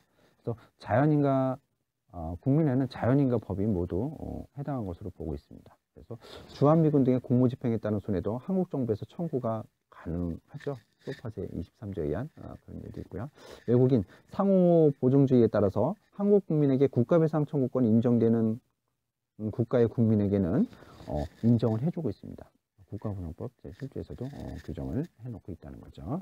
그러니까 상호 보증주의에 따라서 뭐예요? 외국인에도 인정이 되어진다라고 하는 거. 그렇죠? 자, 국가배상 청구권의 내용입니다. 자, 국가배상 청구권의 이제 유형을 한번 보도록 하겠습니다. 뭐 국가배상법에 관련된 내용 법조항도 이렇게 쭉 살펴보셔야 됩니다. 여기서 이제 일일이 다 법조항을 다 보지는 못하지만 국가배상법 제2조 배상 책임과 관련되어지는 내용, 제5조 공공시설 등의 하자로 인한 책임, 뭐 6조 비용 부담자 등의 책임, 제7조 외국인에 대한 책임, 제8조 다른 법률과의 관계, 제9조 소송과 배상 신청과의 관계 등등 이와 관련된 법조문을 살펴볼 필요성이 있습니다. 무슨 법이요? 국가배상법이요. 국가배상법. 그렇죠? 배상법의 법조문도 우리가 2주에서 한 9조, 2주에서 9조에 이르는 이런 법조항도 우리가 살펴볼 필요성이 있다라고 하는 겁니다. 자, 헌법은 이제 공무원의 불법행위로 인한 배상 청구권만을 이제 규정하고 있는데요. 국가배상법은 공무원의 직무상 불법행위로 인한 국가배상. 이게 이제 국가배상법 제2조에 규정이 되어 있고요. 또 영조문의 설치나 관리상의 하자로 인한 국가배상. 이제 5조에 이제 규정이 되어 있죠. 이것까지 이제 규정을 해놓고 있습니다. 공무원의 이제 불법행위로 인한 국가배상은 과실 책임이지만 영조문의 설치 관리상의 하자로 인한 국가배상은 무과실 책임. 이런 형태로 규정이 되어 있다는 것 잘 알아두시기 바랍니다. 자, 국가배상 청구권의 유형을 보면 금방 설명했던 것처럼 뭐예요? 공무원의 직무상 불법행위로 인한 손해배상, 그리고 영조물 설치 관리하자로 인한 손해배상. 이렇게 우리가 나눠볼 수가 있겠죠. 그렇죠? 직무상 불법행위로 인한 손해는 뭐예요? 과실책임이다. 그렇죠? 과실책임. 그리고 영조물의 설치 관리하자로 인한 거는 무과실책임이다. 여러분들은 뭐 과실, 무과실, 뭐 고의, 중과실, 경과실 이런 개념들은 알고 있을 거라 생각을 합니다. 자, 다음은 국가배상 청구권의 성립 요건을 보도록 하겠습니다. 자, 공무원의 직무상 불법행위에 대해서 국가배상을 청구하기 위해서는요, 공무원에 의한 행위여야 되고요, 그렇죠? 또 공무원의 직무상 행위여야 된다라고 하는 거죠. 그거 자체가 공무원의 행위이면서 그 행위가 직무상 행위일 것. 또 공무원의 행위 자체가 고의 과실에 의한 것이어야 된다. 고의 과실에 의한 것이어야 된다라고 하는 것. 그 행위가 법령에 위반돼야 된다고 하는 것. 그리고 손해가 발생해야 된다는 거죠. 그리고 손해와 공무원의 행위 사이에 인과관계가 존재해야 된다라고 하는 겁니다. 그렇게 되면 국가배상 청구권이 성립하게 된다라고 하는 겁니다. 그렇죠? 국가배상권이 우리가 성립하게 된다라고 하는 겁니다. 그러니까 이게 불법행위가 이제 성립하는 그런 요건이라고 우리가 볼 수 있겠죠. 자, 공무원의 행위. 그렇죠? 공무원이 해야 된다. 그러면 여기서 이야기하는 이제 공무원은 무엇이냐? 그렇죠? 국가공무원법과 지방공무원법상의 공무원뿐만 아니라 사실상 공무를 위탁받아서 실질적으로 그러한 공무를 수행하는 모든 사람을 갖다 우리는 여기서 이야기하는 공무원이다 라고 본다는 거죠. 그래서 국가, 지방자치의 공무원, 공무수탁사인, 자연이 있는 공무원 외에 기관 자체도 포함이 되는 겁니다. 대법원에서는 집달관, 철도 건널목의 이제 간수, 그리고 또 동원훈련 중에 향토예비군, 파출소에 근무하는 방범원, 이런 것들은 여기에 이제 공무원의 범위에 이제 포함이 됩니다. 하지만 의용소방대원, 시형버스 운전수, 이거는 이제 공무원이 아니라고 봤습니다. 현재에서도 그렇게 나온 부분들이 있습니다. 자, 공무원 금방 살펴봤죠, 그렇죠? 국가지방자치단체의 공무원, 공무수탁사인까지도 포함이 되어진다라고 하는 것. 자, 직무상, 그렇죠? 직무상과 관련되어진 내용입니다. 직무상. 자, 금방 위에서 봤던 공무원과 관련된 이런 내용들은 다 헌법재판소의 사례로 다 규정이 되어 있습니다. 결정예로 나와 있습니다. 자, 직무상 행위입니다. 권력 행위와 비권력적 관리 행위를 갖다가 의미하고요. 또 사법상 행위는 성질상 제외하는 것으로 본다라고 하는 겁니다. 자, 그래서 직무상 행위와 관련된 범위는 권력작용만을 의미한다는 협의설, 또 권력작용과 비권력작용으로서의 관리작용만 포함한다는 광의설, 광의설이 전 다수설의 입장으로 봅니다. 또 모든 국가작용을 포괄한다고 보는 최강의설, 이렇게 세 가지 학설로 나눠집니다. 대법원은요, 국가 또는 지방자치단체랄지라도 공권력 행사가 아니고 순전히 대등한 지위에 있어서 사경제의 주체로 활동하였을 경우에는 그 손해배상의 책임에 국가배상법의 규정이 적용될 수 없다. 이렇게 입장을 취하고 있어서 광의설의 입장을 취하고 있습니다. 광의설의 입장에서 취하고 있다는 거. 70-1148 이렇게 헌법재판소 결정에서 판시를 하고 있습니다. 그렇죠? 자, 그래서 권력행위와 비권력적인 그런 관리행위 의미하고 사법상 행위는 소비상 제외가 되어지는 형태다라는 거죠. 그래서 직무상 행위 여부의 판단은 공무원의 목적보다는 그런 외형으로 우리가 결정을 해야 된다라고 하는 거죠. 이것이 직무상 행위냐 아니와 관련된 내용, 직무상 행위냐와 관련된 내용은 외형적인 측면에서 우리가 판단을 해야 된다라고 하는 겁니다. 그렇죠? 그래서 주관설과 객관설의 이제 대립이 있습니다. 직무의 집행 그 자체는 이제 물론이고 객관적으로 직무 집행으로서의 외형을 갖추고 있는 모든 행위를 포함한다고 하는 객관설. 이것이 이제 다수설이면서 판례의 입장이다라고 하는 겁니다. 자, 불법행위입니다. 고의과실로 법령을 위반한 행위, 그렇죠?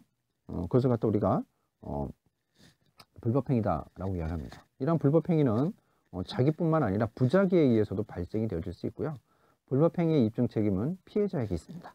불법행위 입증 책임은 피해자에게 있다. 또 대법원은 무장공비 출연 신고에 대한 불출동에 대해서 국가배상 책임을 인정한 그러한 사례가 있습니다. 그래서 자기, 부자기, 행위, 직제 등 이런 부분들이 다 여기에 불법행위의 경우로 해당이 된다라고 하는 거죠. 자, 다음은 타인에 대한 손해의 발생입니다.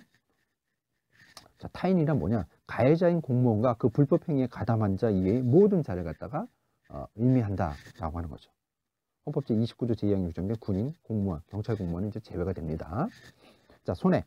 직무행위와 인과관계가 있는 정신적, 물질적 모든 불이익. 이것을 갖다 우리가 손해다라고 이야기합니다. 즉, 물질적인 것이든 정신적인 것이든 우리가 불문한다라고 하는 거죠. 또 이러한 가해 행위와 손해에 관해는 상당한 인과관계가 있어야 된다라고 하는 겁니다. 그렇죠?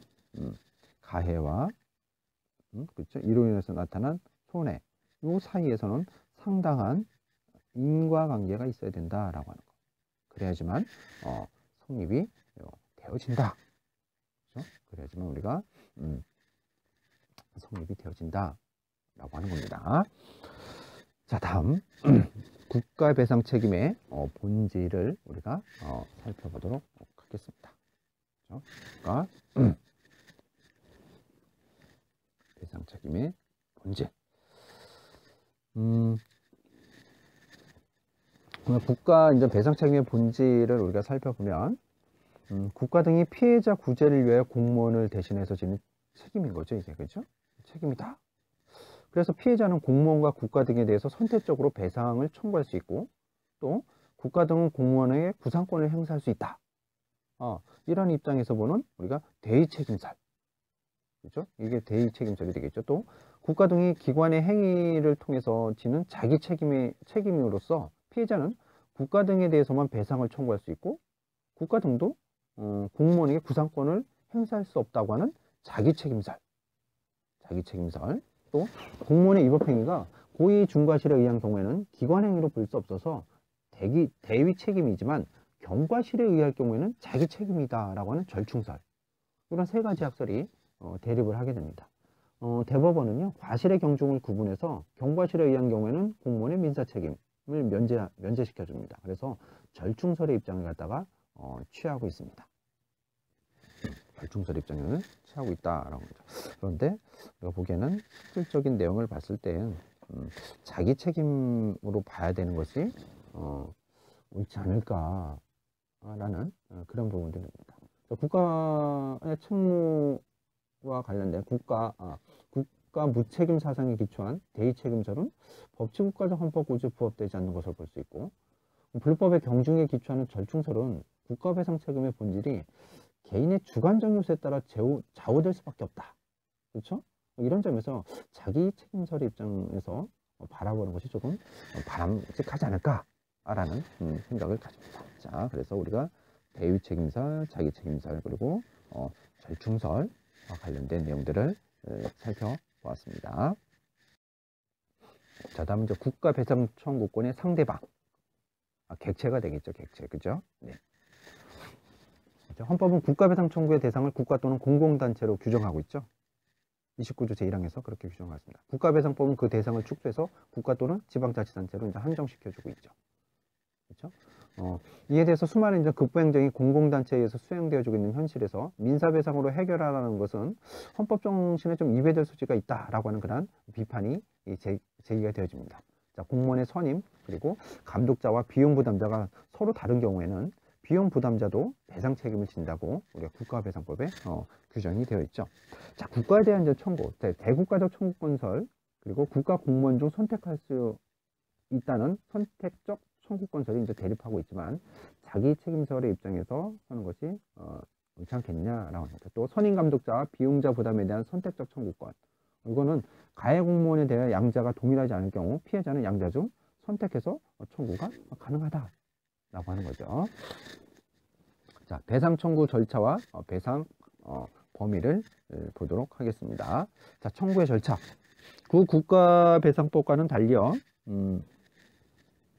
현행법에서는 결정 전치주의를 임의적 전치주의로 보고 있습니다. 임의적 전치주의로 보고 있다. 그렇죠? 종래 이제 필요적 전치주의를 임의적 전치주의로 전환했다라고 하는 거죠. 그래서 국가배상심의회의 결정 없이도 뭐예요? 손해배상 청구가 가능하다. 손해배상 청구 소송이 가능하다라고 하는 겁니다. 즉 배상회의의 결정 절차를 거치지 않고 곧바로 배상 청구 소송을 제기할 수 있다라고 하는 겁니다. 이때 일반 법원에서 민사소송에 의한 손해배상 청구 소송을 제기하는 것이 원칙이지만 예외적으로 행정소송법 제10조에 의해서 행정소송 진행 중 변론이 종결될 때까지 소송 병합 절차에 따라서 손해배상 청구 소송을 병합할 수도 있다라고 하는 겁니다. 자, 배상의 범위는 어떻게 되느냐? 그렇죠? 배상의 범위는 어떻게 되느냐? 아까 이제 국가배상 청구권 상대방이 제가 객체를 했나요?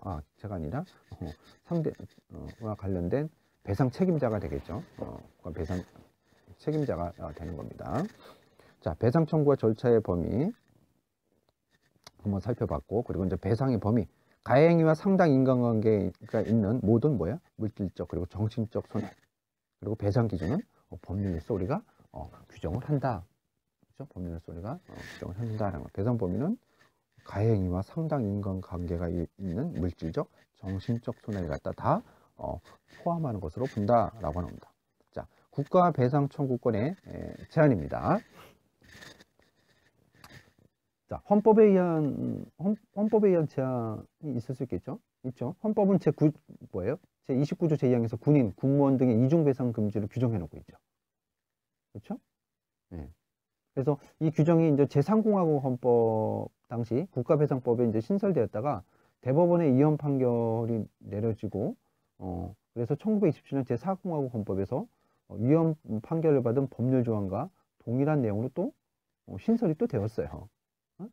위헌 판결이 됐는데 또 이와 관련된 내용이 신설이 또 나중에 또 동일한 내용으로 또 신설이 된 그런 내용들이 있습니다. 군인, 군무원 등의 이중배상 금지, 헌법 제29조 제2항이죠. 헌법의 개별 규정 자체가 위헌심사의 대상이 될 수 없다고 위헌법률 심판이나 헌법소원심판의 대상성을 전 부인한 사례가 있는 거죠. 이게 95헌바 3, 94헌바 20 이렇게 돼 있죠. 또 국가배상법 제2조 제1항 단서에 대해서는요, 군인의 이중배상 금지가 문제된 사건에서 동조항이 헌법에 직접 근거하고 헌법 규정과 그 내용을 같이 하는 것이다. 이렇게 바라보면서 합헌 결정을 내린 게 있습니다. 95헌바 3. 자, 어쨌든 법정 불상만 인정하고 국가배상법상 청구권은 부인을 하고 있다라는 것. 그렇죠? 일반적 법률 유보에 의한 제한, 37조 제2항에서 이루어지겠죠. 그렇죠? 이제 헌법에 의한 제한이 아니라 일반적인 법률에 의한 제한이다. 라고 하는 겁니다. 그래서 과잉금지 원칙을 준수하고 본질적 내용 침해를 해서는 안 된다 라고 하는 거죠. 또 그렇죠. 네. 또 뭐 헌법재판소는 이제 국가배상법 제8조가 민법을 준용해서 국가배상 청구권의 행사에 있어서도 소멸시효에 의한 제한이 가능하다라고 인정한 사례가 있거든요. 부륙 헌바 24. 필기가 안 되네. 자, 구륙 헌바 24. 여기에서 국가배상법 제8조가 민법을 준용해서 국가배상 청구권의 행사에 있어서도 소멸시효에 의한 제한이 가능하다. 그렇죠? 하고 이야기한 바가 있습니다. 판시된 바가 있어요. 구륙 헌바 24에서 판시된 제도가 있다라고 합니다. 자, 다음은 국가보상 청구권. 국가보상 청구권을 한번 살펴보도록 하겠습니다. 네, 다음은 이제 국가보상 청구권을 보도록 하겠습니다. 국가보상 청구권의 의의와 유형, 교재 내용을 중심으로 한번 쭉 살펴보도록 할게요. 적법 또는 무과실의 공권력 발동으로 인해서 일어난 침해에 대해서는 국가가 보상을 청구할 수 있는 권리입니다. 여기는 이제 손실보상 청구권과 형사보상 청구권 이렇게 우리가 나눠서 볼 수가 있습니다. 일반적인 침해에 대한 손실보상 청구권, 형사보상 청구권 이렇게 우리가 볼 수가 있겠죠. 손실보상 청구권, 자, 적법한 재산 침해에 대한 이제 보상이게 되겠죠. 헌법 규정을 보면요, 공공필요에 의한 재산권의 수용, 사용 또는 제한 및 그에 대한 보상은 법률로서 하되라고 되어 있죠. 그래서 정당한 보상금을 지급해야 된다라고 규정을 해놓고 있습니다. 헌법 제23조 제3항에 규정이 되어 있죠. 그래서 공용수용, 공용사용, 공용제한 등 적법한 공권력의 행사로 인해 재산상의 특별한 희생을 당한 자가 공평 부담의 견지에서 국가에 대해서 재산적 손실의 보전을 갖다가 청구하는 권리, 이것을 갖다 우리가 손실보상 청구다라고 이야기를 합니다. 자, 법적 성격을 한번 볼까요? 현실적으로 봤을 때 현실적 권리성을 가지고 있다. 그렇죠? 별도 법률 없이도 본 조항에 의해서 직접 보상 청구가 가능한 현실적 권리다. 자, 공권성. 공권력 행사를 원인으로 하고 있죠. 그러한 국가 보상 제도이기 때문에 공권의 성질을 가진다. 자, 수단적 권리성. 자, 재산 확보의 수단이죠. 재산권 규정 제23조의 제1항과는 목적과 수단의 관계로 우리가 구조를 파악할 수 있다는 거죠. 자, 권리의 주체. 재산권에 특별히 희생당한 개인과 법인.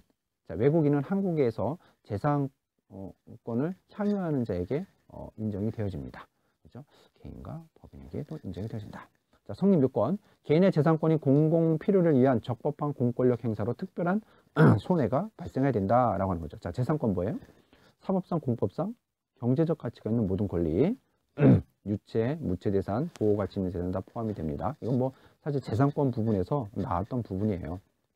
자, 공공 필요 언급이 되었던 내용들이죠. 자, 공익사업을 시행하거나 공공복리를 달성하기 위해서 재산권의 제한이 불가피한 경우, 그렇죠? 그런 걸 우리가 공공필요라고 할 수 있겠죠. 자, 공권력에 의한 침해. 자, 공용수용은 뭐예요? 공공필요를 위해서 사인의 비대체적인 재산권을 강제 취득하는 거. 공용사용은 뭐예요? 공공의 필요를 위해서 사인의 재산권을 일시적 강제적으로 사용하는 것. 공용제한. 공공필요를 위해 개인의 특정 재산에 대해서 과하는 공법상의 제한. 이렇게 볼 수 있겠죠. 자, 손해. 특별한 이제 희생이다라고 볼 수 있겠죠. 국민 일반에게 균등하게 과해진 부담이 아닌 특정한 국민에게만 불균형적으로 과해진 재산권자의 수인 한도를 넘는 그러한 재산권의 박탈 내지 그 효용을 방해하는 경우 그런 걸 갖다 우리가 특별한 희생, 손해다라고 이야기를 하는 겁니다. 그래서 개인의 재산권이 공공의 필요를 위해서 적법한 공권력의 행사로 특별한 손해가 발생했다라고 하는 겁니다. 여기서 중요한 건 적법한 거예요. 적법한 공권력의 행사다라고 하는 겁니다. 불법한 요소가 아닙니다. 불법 행위에서 일어나는 것은 손해배상이라고 하는 거죠. 그렇죠? 아까 살펴봤던 국가배상청구권과 관련되어지는 내용이고, 여기는 적법한 행위를 했을 때 이루어지는 손실보상을 이야기하는 겁니다. 자, 손실보상과 관련된 내용들을 보면 보상 규정을 결한 그러한 공용침해의 경우는 어떻게 해야 되느냐? 수용유사정제 침해 이론에 따라서 보상을 해줘야 되는데요. 우리가 이제 보상 기준, 정당한 보상을 해줘야 된다. 이거 완전 보상설입니다. 그렇죠? 완전 보상이 예외 원칙이다. 근데 뭐 예외적으로 이제 상당 보상을 해주는 경우도 있습니다. 보상의 방법, 법정 통화에 의한 현금 보상의 원칙입니다. 법률에 의해서 현물 보상, 채권 보상, 매수 보상도 가능하기도 합니다.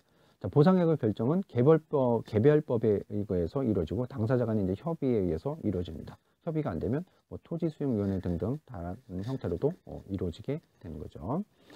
손실보상 청구권의 제한, 일반적 법률 유보 제30조 제2항이죠. 그리고 손실보상제도 특유에 의한 제한이 있습니다.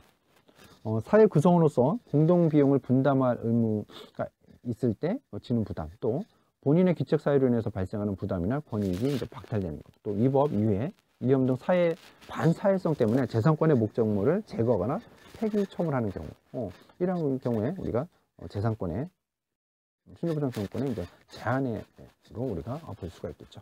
자, 다음 형사보상 청구권입니다. 적법한 인신구속에 대한 보상인데요.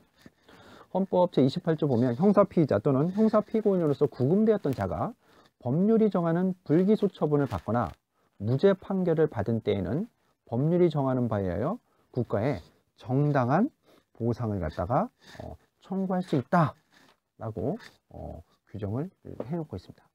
헌법 제28조에 나오는 내용이죠.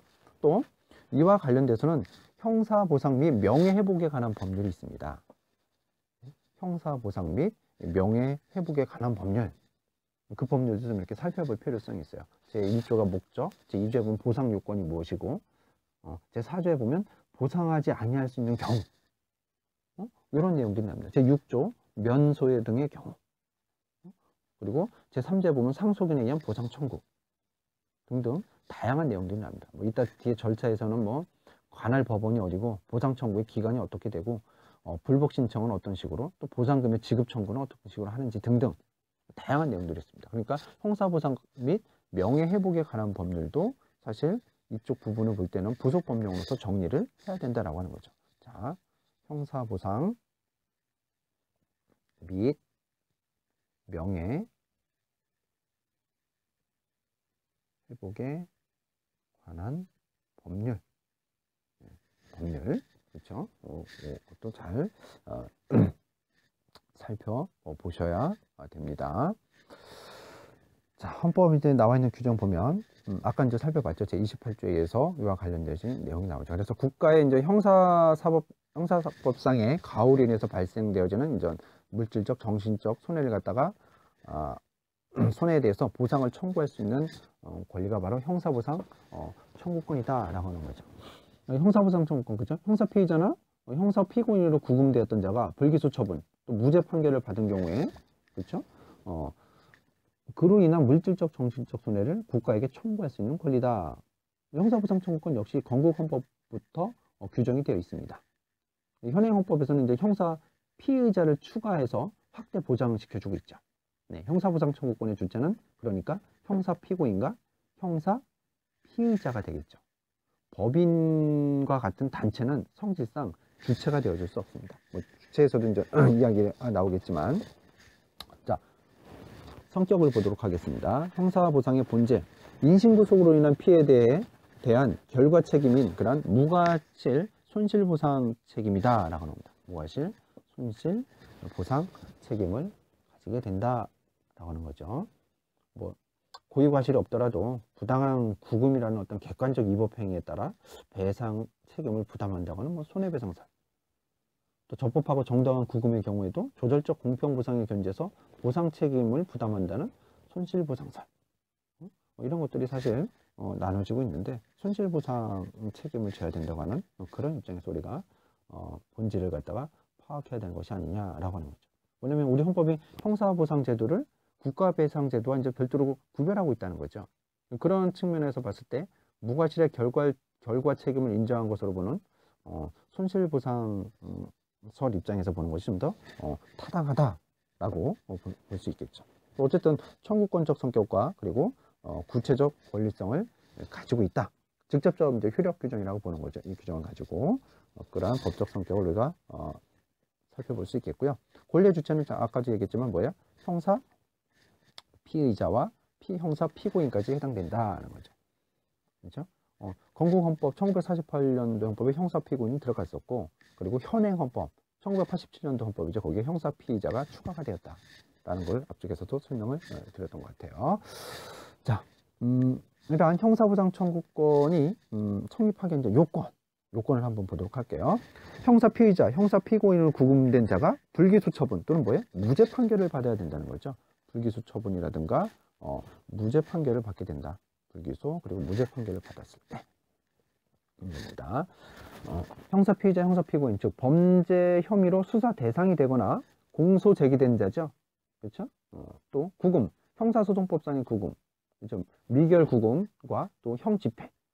그죠? 이것이 이제 구금에 해당이 되겠죠.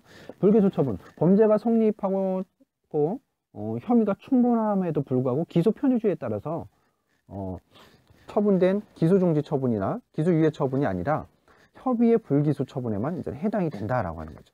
그래서 본래부터 이제 범인이 아니었거나 구금 당시부터 불기소 처분 사유가 존재해서 공소를 제기하지 않는 그러한 처분, 그것만을 의미한다라고 하는 거죠. 좁은 의미로 우리가 볼 수 있겠죠. 자, 무죄 판결. 당해 절차에서의 무죄 판결, 그리고 재심, 비상상고 절차에 의한 무죄 판결, 면소, 공소기각, 재판, 이런 것도 여기에 해당이 되는 거죠. 그리고 무과실 책임. 형사 피해 보상은 무과실의 결과 책임이기 때문에 관계기관의 고의나 과실을 요하지는 않습니다. 그렇죠? 이렇게 되면 우리가 성립 요건을 갖추었다라고 본다는 거죠. 자, 청구 절차를 볼까요? 불기소 처분 통지 또는 무죄 판결 확정 후 1년 이내에 해당 지방검찰청 또는 무죄 판결 법원에 보상 청구서를 갖다가 제출을 해야 된다라고 하는 겁니다. 그렇죠? 제출을 해야 된다. 그래서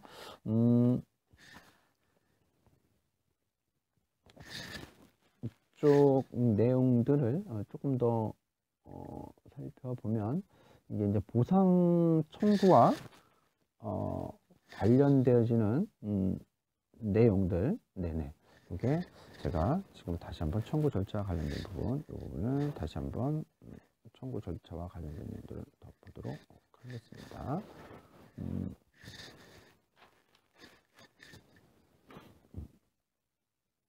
보상 청구의 기간은 보상 청구는 무죄 판결이 확정된 사실을 안 날로부터 3년. 네. 무죄 재판이 확정된 사실을 안 날로부터 3년. 그리고 무죄 재판이 확정된 날로부터 5년 이내에 하도록 하고 있습니다. 5년 이내에 해야 된다라고 하는 거예요. 네, 우리가 형사보상과 관련된 보상 청구를 할 수 있다라는 거죠. 그게 아니면 우리가 보상 청구를 해야 된다라고 하는 겁니다.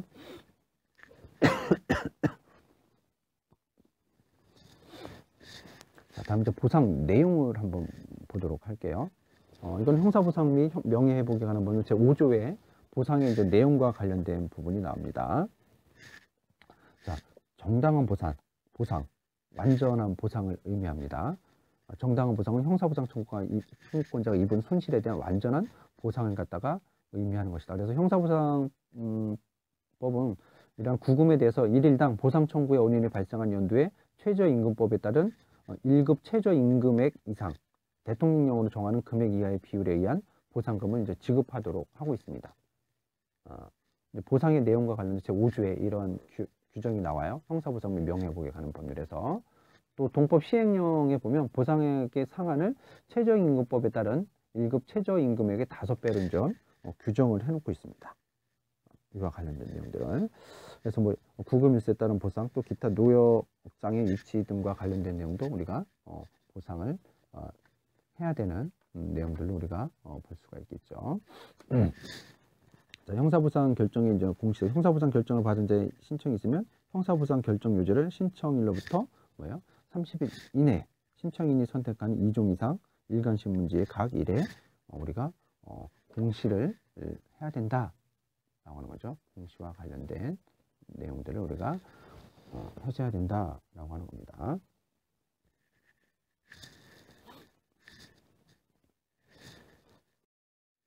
이렇게 형사보상 결정의 공시제와 관련된 내용도 살펴봤습니다. 이거는 형사상 보상 및 명예회복에 관한 법률 제25조에 규정이 되어 있습니다.